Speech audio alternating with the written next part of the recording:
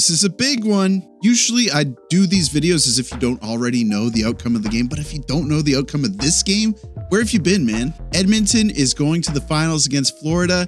They played Dallas tonight. It was a really fun game. I'm gonna recap it for you all. Let's talk about it.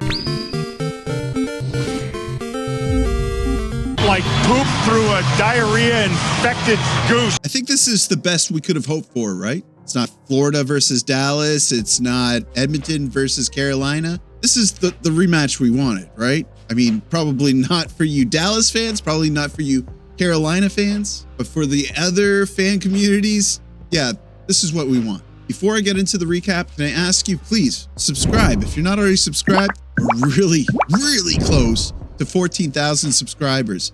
Can we do it? Thank you all for your support recently. I know we're getting near the end of the season, but I'm going to continue making content all throughout summer. Don't you worry. If you're already a subscriber, like the video. It helps me out with algorithm-y stuff. And comment. Let me know what your favorite type of soup is. I don't know. That was the first thing that came to mind. So some roster updates on Dallas. Young Maverick Bourque is going to be playing. He's getting his shot tonight. Did he play earlier in the play? I want to say he did play a game. Yeah, he's played twice in the playoffs so far. This is going to be his third time playing. But maybe more exciting for Edmonton fans, Ekholm is back. Perry is back to line one where he deserves to be, right? And Jeff Skinner is playing again. I think this is just Jeff Skinner's, second game in the Stanley Cup playoffs in his entire career? Is he going to be able to crack his way into a Stanley Cup goal-scoring player, perhaps? Time will tell. Let's drop the puck on this one. And geez, right off the bat, Maverick Bourque high sticks Bouchard.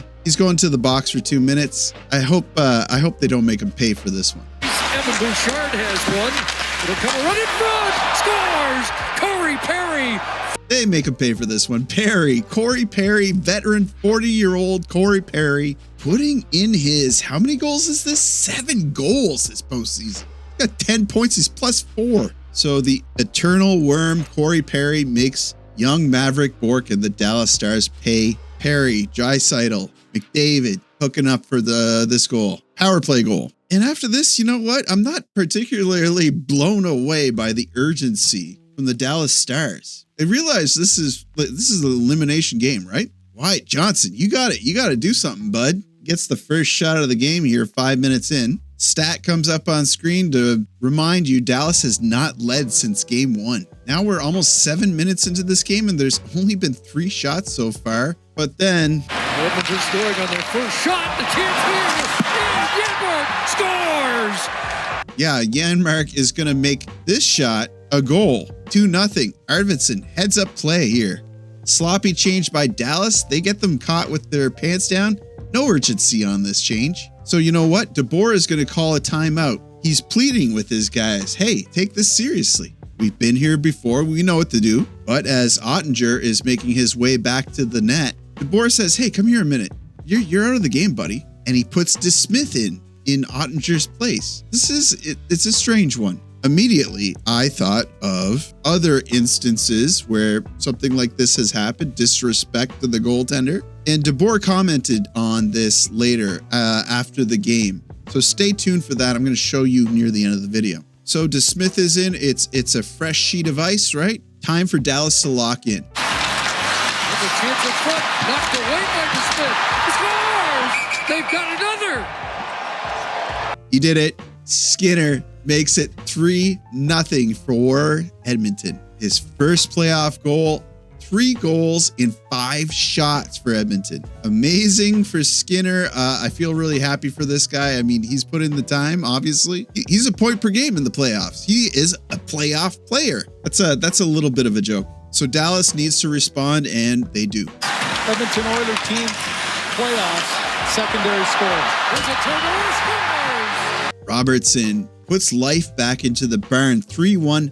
Bad turnover here by Kulak. Kind of bad luck. Robinson takes the puck, and he's not going to return this gift. It's going deposited right into the net. We see Bischel take down Arvidsson pretty darn hard, but this hasn't been like an overly physical or aggressively physical game. Now with the game 3-1, it definitely feels like the tone of the game has changed. Maybe the momentum shifted a little bit more into Dallas's favor, but that's going to be it for the first period. We're headed into the second. 3-1 for Edmonton.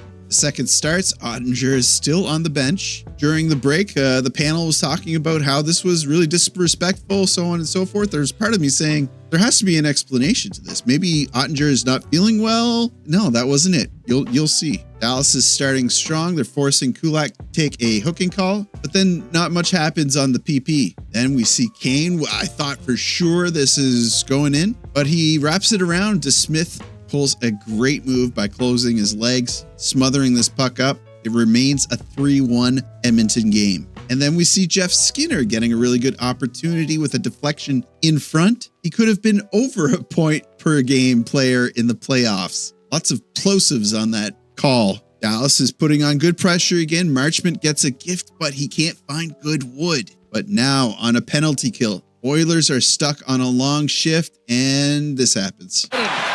And Harley, that's blocked. Big play by Puck, scores! Power play goal, Hintz. Great job at Dallas putting on pressure, keeping it in the zone, and then finding Hintz in the slot.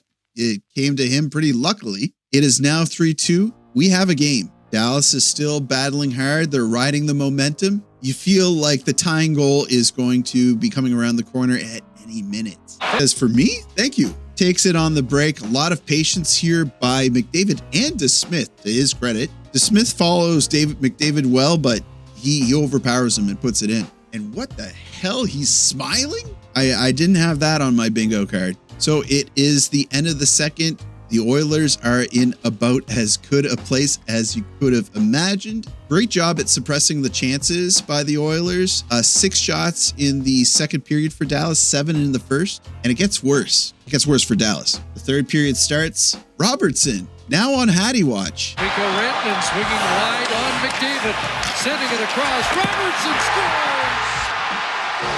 Goes 5-hole on Skinner. Robertson's heating up. This is what, like his 4th goal in 3 games, I think? Probably wish that could have came sooner though, right, Dallas fans? So now it's a 1-goal game again. What's going to happen next? Gets it. Here comes Draisaitl. Evander Kane storms in and the score! They got Kane is going to get the insurance goal back. Oof, it really quieted the building. This is an own goal. It was deflected off of Lindell in front. Tough. Too bad for Dallas. Amazing for the Oilers. You love to have that insurance goal. After this, you were expecting a response from Dallas. We never really saw it. For me, watching this game, I felt like there was a funk over Dallas. It might have been, personally, I think it might have been the Ottinger pull. I have a lot of respect for DeBoer, but I don't know, he's made some questionable comments and some questionable decisions this series specifically. So for the final 14 minutes, we barely see Dallas put any pressure on. They get 4 shots on goal for the remainder of the game. And then Kapanen caps it off to make it 6-3 by potting an empty net goal. 6-3 shots were 23-17. They couldn't even muster 20 shots on goal this game. So the Oilers are headed back to the Stanley Cup Final. Handshakes all around. McDavid and CeCe share a moment. We reflect on how Perry is going back to the finals again for his 43rd time in a row. McDavid inexplicably picks up that Clarence Cup, gets his greasy little paw prints all over it. I thought that was supposed to be bad luck, but he would be later interviewed by Gene Principe, and he said, we didn't touch it last year and we lost, so let's try the opposite. Makes sense to me. Oh, and my daughter woke up, my 9-month-old. It's 1:30 a.m. in the morning here in New Brunswick. But I have to finish this video. I told you about the interview with Pete DeBoer. Here it is. Here's his explanation. Tell me what you think. Well, anytime you pull a goalie, you know, there's the reasoning's always to try and spark your group. So that was the number one reason. We had talked endlessly in this series about trying to play with the lead. And obviously we were in a 2-0 hole right away.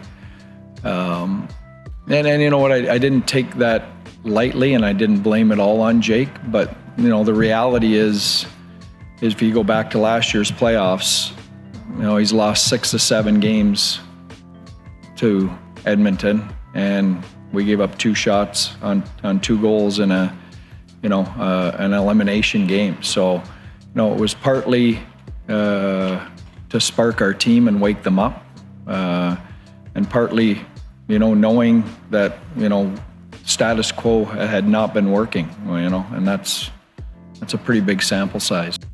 Stop it. Get some help.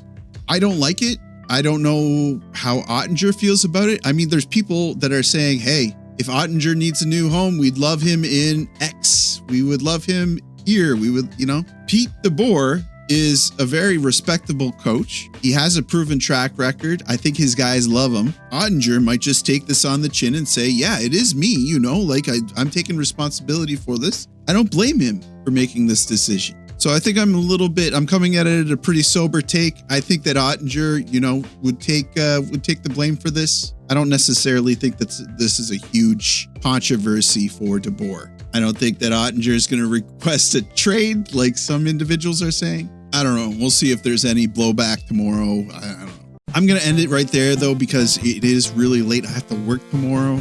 Luckily, I don't have to drive my son to school. It's like one of those, not training days, but it's a day where there's an event tomorrow for the younger kids, I guess. So that means I don't have to wake up super early. Still, man, like morning comes fast when you're up all night making these videos. Hope you guys appreciate it. I appreciate you. I appreciate you so much for the support. All the kind words, just commenting. I love your comments. I love hearing what you think. This is what I need. I don't have a lot of friends that I can talk hockey with. I talk my friend Andrew and Greg's ear off about hockey all day.